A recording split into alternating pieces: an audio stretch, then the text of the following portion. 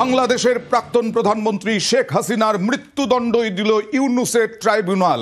ইউনুসের ট্রাইব্যুনাল মৃত্যুদণ্ড দিল শেখ হাসিনার। গণহত্যায় হাসিনার মৃত্যুদণ্ড মানবতা বিরোধী অপরাধ, গণহত্যার প্রমাণ, এরকমটাই বলা হয়েছে বিচারপতিদের তরফে। দুটি মামলায় শেখ হাসিনার মৃত্যুদণ্ড, একটি মামলায় যাবজ্জীবন মুজিব কন্যার রায় দিল বাংলাদেশের আন্তর্জাতিক অপরাধ ট্রাইব্যুনাল। আজকে দুপুর 12টার পর থেকে শুরু হয়েছিল এই রায় পড়া, রায় দেওয়া, এবং তারপরে দোষী সাব্যস্ত করা হলো শেখ হাসিনাকে। সেই অগাস্টে ছেড়েছিলেন, দেশ ছাড়তে বাধ্য হয়েছিলেন, ইউনুস প্রধান উপদেষ্টা হয়েছিলেন, এবং তারপর থেকে হাসিনাকে আক্রমণ, আওয়ামী লীগকে বাংলাদেশ থেকে মুছে দেওয়ার চেষ্টা, এবং বাংলাদেশ মাঝে মধ্যেই উত্তপ্ত হয়েছে। আজকের এই রায়ের আগেও বাংলাদেশ জুড়ে হিংসা, আগুন। আর আজকে বিচারপতিরা কি বললেন, কি অভিযোগ আনলেন, কি দোষী সাব্যস্ত করলেন, দেখুন। The core offense in the instant case is the crime against humanity. 5 charges were framed against accused Asaduzzaman Khan Kamal and Chaudhry Abdullah Al Mamun jointly. Charge number 1, incitement in order to attack and kill protesting students of Dhaka University and other academic institutions of the country, and also failure to take preventive and punitive measures, and thus killing hundreds and severely injuring thousands of protesters. During July uprising 2024, 14/7/24, at Gaurabhavan made the following derogatory remark: মুক্তিযোদ্ধার নাতিপুতিরা চাকরি পাবে না তো কি রাজাকারের নাতিপুতিরা চাকরি পাবে? Charge number 2, order to use lethal weapon, drones and helicopters to kill the protesters and execution of the order. During the July uprising 2024, accused Sheikh Hasina held a conversation over telephone with Dr. A.S.M. Maqsood Kamal, the then Vice Chancellor of Dhaka University. She mentioned that she already ordered to kill the protesters like the Rajakars who have been hanged before. Charge number 3, killing 6 protesters at Changharpur with lethal weapons. The protesters convened a program titled March to Dhaka to be held on 5th August. The aforesaid killings took place pursuant to the order of Prime Minister Sheikh Hasina within her full knowledge, and by such killings they committed crimes against humanity as joint criminal enterprise.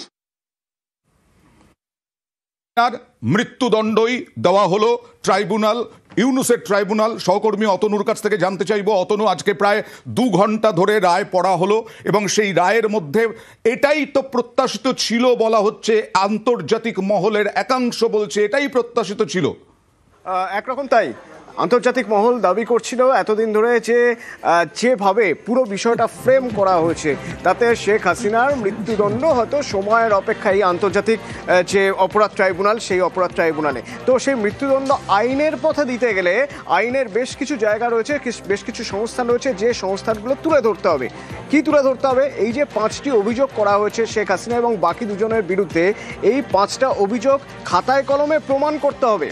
তার মধ্যে থেকে 2টো অভিযোগ, তার মধ্যে একটা হচ্ছে উস্কানিমূলক বক্তব্য, এবং আরেকটা হচ্ছে সেদিন যখন গুলি চালানো হয় সেই গুলি চালানোর নির্দেশ দিয়েছেন তিনি। এই দুটো যদি প্রমাণ করা যায় তাহলে খুব সহজেই তাকে অপরাধী প্রমাণ করে মৃত্যুদণ্ড দেওয়া যাবে। তো আজ যখন প্রথম রায়দান প্রক্রিয়া শুরু হলো, শুরু থেকেই দেখা গেল যে বেশ কিছু অডিও ভিডিও তথ্য প্রমাণ সেখানে দেওয়া শুরু হলো। কোনগুলো দেওয়া হলো? 453 পৃষ্ঠার যে রায় দেওয়া হয়েছে, কোন কোন বিষয়ের উপর ভিত্তি করে দেওয়া হয়েছে, 6টি পার্ট রয়েছে। তার মধ্যে থেকে একটা জায়গা বলছে যে শেখ হাসিনাকে মৃত্যুদণ্ড দেওয়া হয়েছে তার কারণ তার অপরাধ প্রমাণিত, এবং ওই একই অপরাধে মৃত্যুদণ্ড দেওয়া হচ্ছে কাকে না, সে সময় স্বরাষ্ট্রমন্ত্রী আসাদুজ্জামান খান কামালকে। দুজনেই পালিয়ে গিয়েছিলেন, বাংলাদেশ থেকে পালিয়ে গিয়েছিলেন, এবং চৌধুরী আবদুল্লাহ আল আমন তিনি সে সময়ের পুলিশের কর্তা ছিলেন, তাকে 5 বছরের কারাদণ্ড দেওয়া হয়েছে। এখানে একটা বিষয় উল্লেখযোগ্য, আইনকে সহযোগিতা করেছেন এই চৌধুরী আবদুল্লাহ আল মামুন, তা এখানে উল্লেখ করা হয়েছে। আচ্ছা, এই রায়ের শেষ অংশ যখন পড়া হচ্ছিল সেই সময় বলা হচ্ছে যে বিভিন্ন বক্তব্যের যে বিবরণ, সেই বিবরণ কোর্টের সামনে পেশ করা হয়েছে।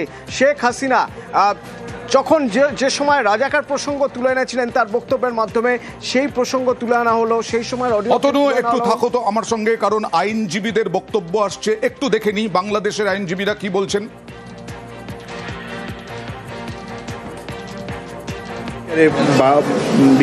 বাংলাদেশ সরকার আইনসঙ্গতভাবে যত রকম পদক্ষেপ আছে সবগুলো নেবে বলে আমরা মনে করি। সেক্ষেত্রে কি রায়ের কপি পাঠাতে হবে কিনা, অথবা সরকারের হাতে রায়ের কপি যাওয়ার পর সরকার এই রায় কার্যকর করার জন্য কোথায় রায়ের কপি পাঠাবেন, কি পদক্ষেপ নেবেন, সরকার এটা আইনি পর্যালোচনা করে সেটা নেবেন। সবাইকে কথা বলছিলেন। মানবতা বিরোধী অপরাধ, গণহত্যার প্রমাণ, এই সব দিয়ে আজকে মৃত্যুদণ্ড ঘোষণা করা হলো। মৃত্যুদণ্ড। শেখ হাসিনার সরাসরি চলে যাব আন্তর্জাতিক সম্পর্ক বিশেষজ্ঞ দেবাশিস নন্দীর কাছে। দেবাশিস বাবু, এইটা কি প্রত্যাশিতই ছিল? মৃত্যুদণ্ড না দিলেও আগুন জ্বলতো, আবার এই আশঙ্কাও রয়েছে মৃত্যুদণ্ড দেওয়ার পরেও বাংলাদেশে আগুন জ্বলতে পারে। বাংলাদেশের যে পলিটিক্যাল কালচার, সেখানে দেখবেন যে প্রতিহিংসা বা ষড়যন্ত্রের রাজনীতি, এবং সেটা মুজিবুর রহমানের হত্যার মধ্য দিয়ে শুরু হয়েছিল। তারপর জিয়ার হত্যা, পরবর্তীকালে আমি হোসেন মোহাম্মদ এরশাদের উৎখাত, এবং হাসিনার যে সরকারের উৎখাত ঘটলো, এবং এটা পরিকল্পিতই ছিল। অনেকটা মনে পড়ছে আমার যে সাদ্দাম হোসেনকে যখন তার যে আর্জি সেটা না শুনেই ফাঁসির অর্ডার দেওয়া হয়েছিল, ঝুলিয়ে দেওয়া হয়েছিল। হাসিনার ক্ষেত্রেও সেই চিত্রটা আগেই তৈরি হয়েছিল, অর্থাৎ তাকে মৃত্যুদণ্ড দেবে বলেই আন্তর্জাতিক যে ক্রিমিনাল কোর্ট, সেখানে ট্রাইব্যুনাল, সেখানে তার চেষ্টা করে যাচ্ছিল। এবং যেই সাক্ষ্য প্রমাণের কথা বলা হলো, এরকম সাক্ষ্য প্রমাণ তো সারা বিশ্বের বিভিন্ন রাষ্ট্রপ্রধানের বিরুদ্ধেই রয়েছে। অর্থাৎ ল অ্যান্ড অর্ডার যখন চ্যালেঞ্জের সম্মুখীন হয়, তখন তো সেটা সরকারের হয়ে করছে, কিন্তু ব্যক্তিগতভাবে করছেন না।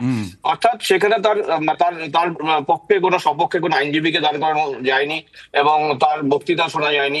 সুতরাং সেটা পূর্ব পরিকল্পিত ছিল। এটা জানা যাচ্ছে যে হাসিনার পক্ষে নাকি একজন আইনজীবী ছিলেন। এটা কি হতে পারে কখনো? এখন কোনো আইনজীবী হাসিনার পক্ষে দাঁড়াতে পারেন, নাকি ওটা সাজানো?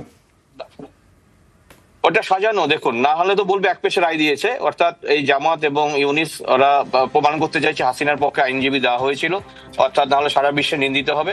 অর্থাৎ এই ইউনিস যেই ছকে বাংলাদেশের রাজনৈতিক প্রেক্ষাপটকে চেঞ্জ করলেন, সেটা অভাবনীয়।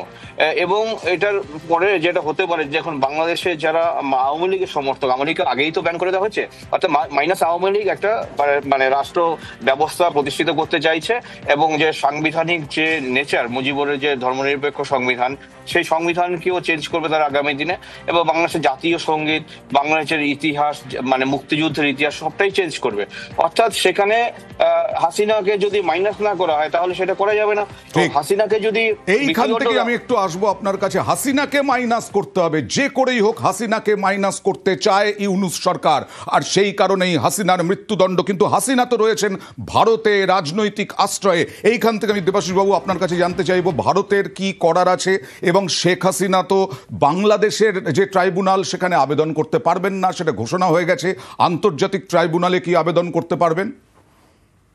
ইন্টারন্যাশনাল কোর্ট অফ জাস্টিসে তিনি আবেদন করতে পারবেন, কিন্তু তাকে তো ওখানে যেতে হবে। এবার তাকে যাওয়ার ছাড়পত্র বা ভারত ব্যবস্থা করবে কিনা খুব জটিল বিষয়। পাশাপাশি যদিও ভারতের সাথে আমাদের বন্দি প্রত্যর্পণ চুক্তি, বাংলাদেশের সাথে বন্দি প্রত্যর্পণ চুক্তি রয়েছে, বাংলাদেশ দাবি করতেই পারে, যেহেতু হাসিনার বিরুদ্ধে মৃত্যুদণ্ডের নোটিশ জারি করা হয়েছে, রায় দেওয়া হয়েছে, তাহলে হাসিনাকে বন্দি প্রত্যর্পণ আওতায় এনে হাসিনাকে বাংলাদেশের কর্তৃপক্ষের কাছে হস্তান্তর করা হোক। কিন্তু ভারত হয়তো সেটা করবে না।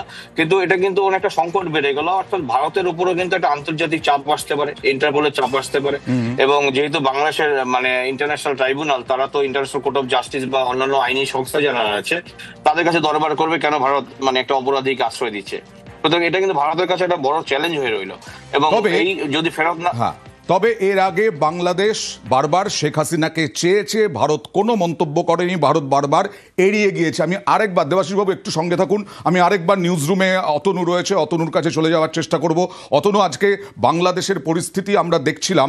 বাংলাদেশ তো শুধু ভারত বাংলাদেশ সম্পর্ক নয়, বাংলাদেশ সম্পর্ক। বাংলা সেই 1950 সালের পর থেকে বহু মানুষ বাংলাদেশ ছেড়ে চলে এসেছেন।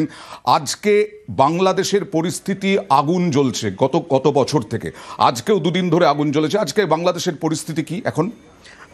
যখন ভিতরে রায়দান প্রক্রিয়া চলছে, সেই সময় ঢাকা বিশ্ববিদ্যালয়ের একটি নির্দিষ্ট জায়গায় বড় জায়ান্ট স্ক্রিন তৈরি করে সেখানে সেই রায়দান লাইভ শোনানো হচ্ছে বা শোনা হচ্ছে, এবং যখন ফাঁসির যখন মৃত্যুদণ্ডের কথা বলা হলো বা নির্দেশ দেওয়া হলো, সেই সময় একটা উল্লাস, একটা উচ্ছ্বাস, এবং যখন ভিতরে রায়দান চলছে তখন ঠিক তার বাইরে কিছু মানুষ তারা অপেক্ষা করে রয়েছেন, তারা অনশনে বসবেন বলে ঠিক করেছেন যে যদি তাকে মৃত্যুদণ্ড না দেওয়া হয়, শেখ হাসিনাকে মৃত্যুদণ্ড না দেওয়া হয়। এটা দুটো জায়গা দেখালাম, আরও একটা জায়গার ছবি যদি আমরা দেখাই তাহলে ধানমন্ডি 32 ধানমন্ডিতে শেখ মুজিবুর রহমানের বাড়ি, এর আগেই বঙ্গবন্ধু মুজিবুর রহমানের বাড়ি আগেই ভেঙে গুড়িয়ে দেওয়া হয়েছিল, আগুন জ্বালিয়ে দেওয়া হয়েছিল। বাকি রয়েছে শেখ হাসিনার বাড়ি, যে বাড়ি ভাঙার জন্য আজ সকাল থেকে প্রচুর মানুষ সেই জায়গায় ইট পাটকেল নিয়ে এবং দুটো আর্থ মুভার নিয়ে সেখানে অপেক্ষা করছিলেন।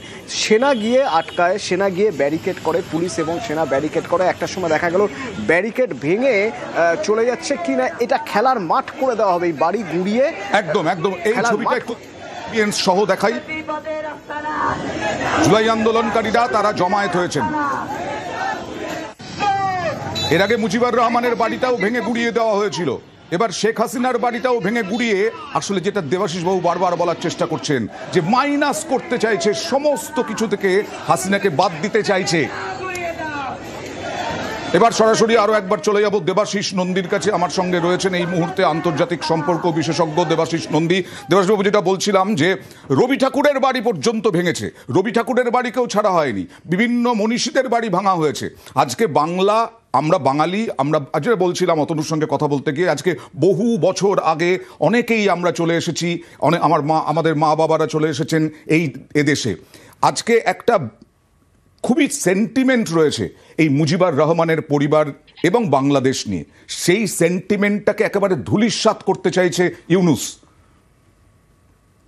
একদম ঠিক বলেছেন ওয়ানবাবু। দেখুন, এটা দেখুন, স্বাধীনতার পর থেকে যে জামাতি ইসলামের উত্থান ঘটে এবং 47-এর পর এবং পরবর্তীকালে 71-এর স্বাধীনতা যুদ্ধে যে জামাতদের যে নেগেটিভ ভূমিকা, রাজাকার যারা, তারা চেয়েছিলেন যে অ্যান্টি ন্যাশনালিস্টিক একটা মানে ফোর্সকে এস্টাবলিশ করতে।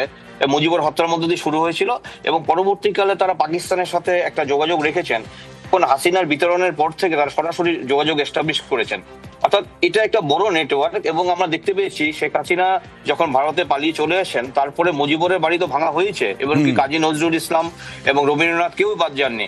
এবং বাংলাদেশের যে সেকুলার যে ফোর্স এবং যে সিভিল সোসাইটি, তাদের একটা বড় অংশ কিন্তু ভয় ভীতিতে তারা প্রতিবাদ করছেন। এবং আসাদুজ্জামান নূর বলে একজন বড় অভিনেতা আছেন, মানে আওয়ামী লীগ পন্থী এবং কি বড় অভিনেতা, তাকে দেখলাম কিছুদিন আগে জেলে করা হয়েছে। এবং অন্যান্য বড় অভিনেতা শিল্পী যারা হয়তো ধর্মনিরপেক্ষ, তাদেরকে বলা হতো মুজিবপন্থী, হাসিনাপন্থী, ফলে তাদের শাস্তি পেতে হচ্ছে। সুতরাং সিভিল সোসাইটির মুভমেন্টটা থমকে গেছে এবং তারা ভিতরে ভিতরে কষ্ট পাচ্ছেন বা প্রতিবাদ করতে চাইছেন, যেহেতু তাদের আইনি সাহায্য পাওয়ার অধিকার নেই এখন, অর্থাৎ কিছু করলে তারা আইনি সাহায্য পাবেন না, ফলে তারা কিন্তু প্রোটেস্ট করতে গিয়েও যাচ্ছেন না। এই যে আবেগের যে জায়গাটা বললেন, সত্যিই তাই, যে আমাদের যে আবেগ, পশ্চিমবঙ্গের আবেগ, দুই বাঙালির আবেগ, ফলত এটা কোথাটা চির ধরে গিয়েছে। অর্থাৎ যে পরিমাণ ধরুন আগে এক্সচেঞ্জ হতো, কালচারাল এক্সচেঞ্জ, 1 বছর আগেও এক্সচেঞ্জ হতো, এখান থেকে ওখানে যেতেন একাডেমিশিয়ানরা, সাংবাদিকরা, শিল্পীরা, পুরো বন্ধ হয়ে গেছে। এবং আমরা প্রতিবাদ করছি, এখানে প্রতিবাদ হয়েছে, আপনারা মিডিয়ার মাধ্যমে বারবার তুলে ধরছেন ইস্যুটা, কিন্তু কাদেরকে তুলবেন? এই যে মিডিয়া, যে ফোর্থ পিলার বাংলাদেশের যে মিডিয়া রয়েছে,